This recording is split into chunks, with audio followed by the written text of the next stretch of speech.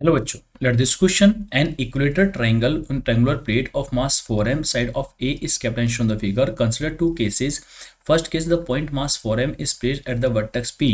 At vertex P पर हमने 4m मास रख दिया बेटा फर्स्ट केस में, और सेकंड केस में point mass m is placed at the vertex R of the plate. और सेकंड केस में हमने एक बार R पे m मास को रखा है बेटा.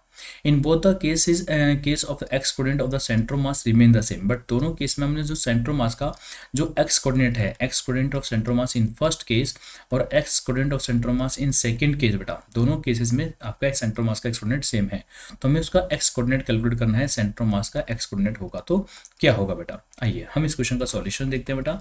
हमें यहाँ पे फर्स्ट केस में बोला जा रहा है कि आपके पास एक ट्रायंगुलर प्लेट है. ये आपके पास ट्रायंगुलर प्लेट हो गई, ठीक है, जिसकी ये एक्स डायरेक्शन है. हम ध्यान से देखें तो ये इसकी कौन सी डायरेक्शन है बेटा, यहाँ पे ये इसकी वाई डायरेक्शन है.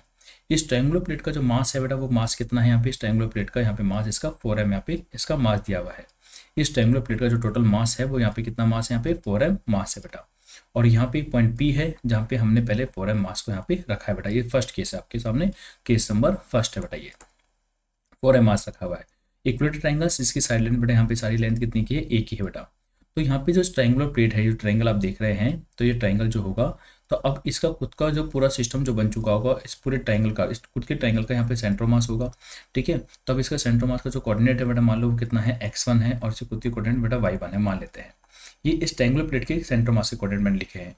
और जो यहाँ पे पार्टिकल्स रखा हुआ है जिसका मास 4m है, जिसका मास 4m है, तो यहाँ पे मैंने दो पॉइंट बना लिए. यहाँ पे एक m1 मास बना लिया है जिसका मास यहाँ पे 4m है ट्रायंगल का, और ना ट्रायंगुलर प्लेट का, जिसके कोऑर्डिनेट x1 y1 है. और यहाँ पे मैंने ये जो वाला पॉइंट, जो P पॉइंट है, आप यहाँ पे ये बना लिया है जिसके कोऑर्डिनेट यहाँ, जिसका मास 4m है, जिसको मैंने m2 मास बोल दिया है. और इसके कोऑर्डिनेट जो होंगे, तो x कोऑर्डिनेट कितना होगा, देखो ये a है बेटा, और ये एंगल कितना है, 60 है. तो अगर मैं यहाँ पे ध्यान से देखूँ तो इसका इधर की तरफ जो कंपोनेंट बनेगा, अगर मुझे इसके कोऑर्डिनेट चाहिए, क्योंकि मुझे मालूम है कि ये जैसे ये वाई डायरेक्शन है आपकी, ये हम जानते हैं ये वाई डायरेक्शन है, और ये आपकी बेटा कौन सा डायरेक्शन है, एक्स डायरेक्शन है. तो इसके सेंटर मास कोऑर्डिनेट का मतलब ये वाले कोऑर्डिनेट चाहिए बेटा, ये लेंथ मुझे यहाँ पे चाहिए होगी. तो इसका लेंथ कितना होगा, ये a cos 60 होगा, क्योंकि जिधर एंगल बनता है उधर cos ले लेते हैं कंपोनेंट, तो ये a/2 हो गया. और उसी प्रकार से पाई कंपोनेंट का क्या होगा, a sin 60 होगा. तो इसके सेंट्रो मास कोऑर्डिनेट कितने हो गए, इसके सेंट्रो मास के कोऑर्डिनेट यहाँ पे हो जाएंगे, मैं लिख रहा हूँ बेटा मैं a cos 60, और साथ में हो जाएगा a sin 60 बेटा, a sin 60 बेटा. तो a cos 60 तो हो गया a/2, और a sin 60 हो गया इसका √3 a/2 हो जाता है. तो इसके कोऑर्डिनेट कितने हो गए, a/2 √3 a/2 हो जाते हैं बेटा. ये 4m के सेंट्रो मास के कोऑर्डिनेट हो जाते हैं बेटा. तो हमें मालूम है कि इसका जो सिस्टम का जो सेंट्रो मास का जो आपका कोऑर्डिनेट होने वाला है, सिस्टम का सेंट्रो मास का कोऑर्डिनेट होगा बेटा, वो भी दो होंगे, एक एक्सियम होगा और एक वाईसीएम होगा. तो यहाँ पे एक्सियम सेम बताया जा रहा है, एक्सियम सेम बताया जा रहा है. तो इसका सेंट्रो मास का जो एक्स कोऑर्डिनेट होगा केस फर्स्ट में, अगर आप फॉर्मूला लगाते हैं केस फर्स्ट के लिए, कि X coordinate of centre mass formula क्या होगा, m1x1 plus m2x2 upon m1 plus m2 होगा बेटा. ये सेंट्रो मास का एक्स कोऑर्डिनेट का फॉर्मूला होगा. m1 कितना है बेटा, देखो अगर हम यहाँ पे देखें तो m1 4m है, और x1 कितना है हमें नहीं पता, तो m1 4m हो गया, और x1 हमें नहीं पता. प्लस m2 कितना है, 4m है, m2 कितना है बेटा 4m है, और x2 कितना है यहाँ पे a/2 है, x2 कितना है यहाँ पे a/2 है बेटा. और m1 प्लस m2 मतलब 4m प्लस 4m हो जाता है.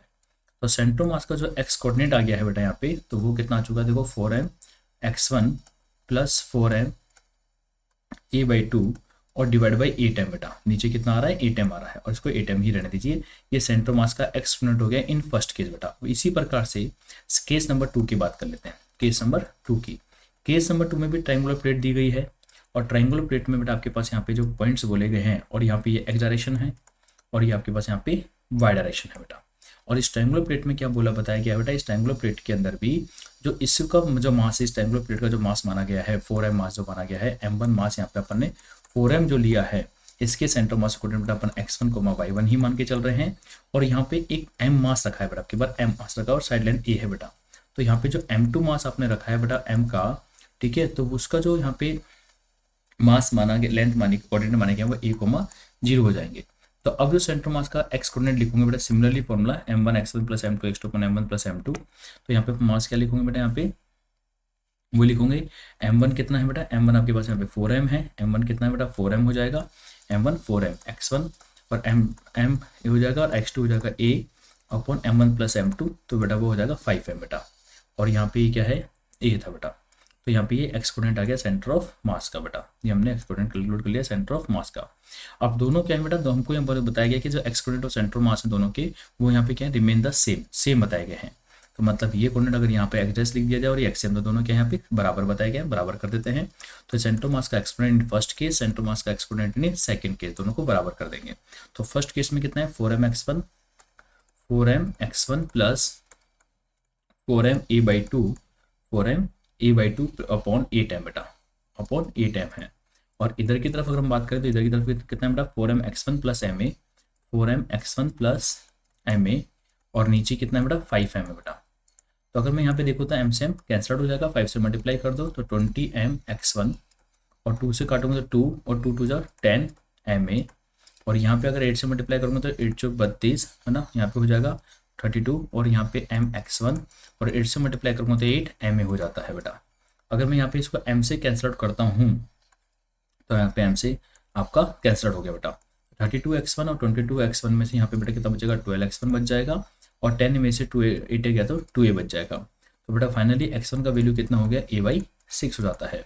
और हमसे x और x1 पूछा गया था, जो a/6 हमारा आंसर हो जाता है बेटा। तो हमारा कौन सा ऑप्शन करेक्ट हो गया, बी ऑप्शन इसमें एकदम करेक्ट हो जाता है कि जो एक्सपोनेंट होगा ऑफ द प्लेट का सेंटर मास की, जो सेंटर मास है प्लेट का, उसका एक्सपोनेंट कितना होगा बेटा, a/6 होगा। वही हमें कैलकुलेट करना था, वो हमने यहाँ पे कैलकुलेट कर लिया। ओके बेटा, थैंक यू।